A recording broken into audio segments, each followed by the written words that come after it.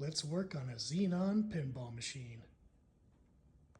So I bought this machine working and I played it first, but I didn't really give it much of a thorough go through. I just kind of bought it, put it on the truck, and put it in the shop.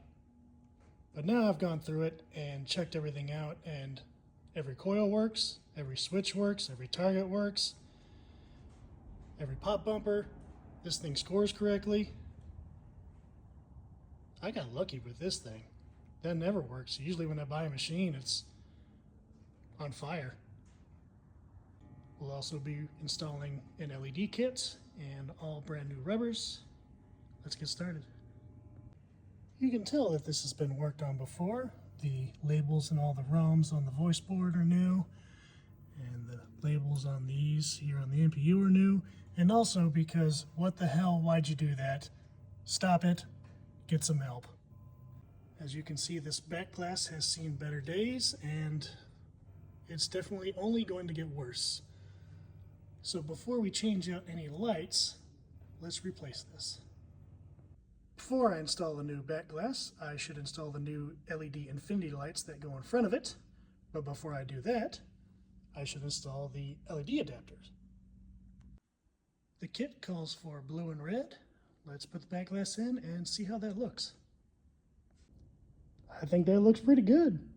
No notes, I'll leave it as is. Now the kit calls for all cool white lighting here in the back box. You know I almost never go with the kit 100%. I'm going to experiment a little bit. Let's see what I come up with. As you can see, I stuck with mostly cool white. I did do cyan for the high score to date and the ball in play, and pink for the Bally symbol, helps it stand out a little more. I also did red and blue for some of the parts in the middle that flash. I thought that helped it pop a little bit more. But the rest of it, I did stick with the cool white. Interestingly, this is where the match would be, but for whatever reason, this Backglass doesn't actually say match. It's just blank. So it doesn't actually show up. So I just threw a warm white in here because that's what I have a whole bunch of anyway. It doesn't show up. It doesn't matter what's in here. This is what the Backglass looks like when it's in all lamps testing mode, and how it looks in attract mode.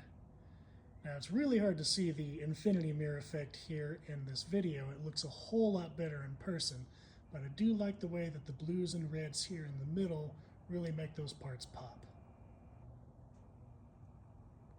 Now it's time to work on the top side of the playfield. We're going to replace all of the rubbers, all of the general illumination lights. It calls for cool white. I'll probably stick with that. Clean and wax the playfield, polish all the plastics, double check and make sure all the switches and everything are working, and then we'll move on to the bottom side of the playfield. The top of the playfield is done. All the GIs were changed to cool white. The pop bumper lights are actually purple. That helps the blue pop a lot better. I didn't use traditional rubbers. I used colored silicone rings, blue, red, and some translucents. Now for the other side of the playfield. Here's the before, and here's the after. We've also installed a flipper strip here, and we installed 2 brand new pinballs. The kit also has some plastics upgrades, including this, these one-way gates, and the coin door.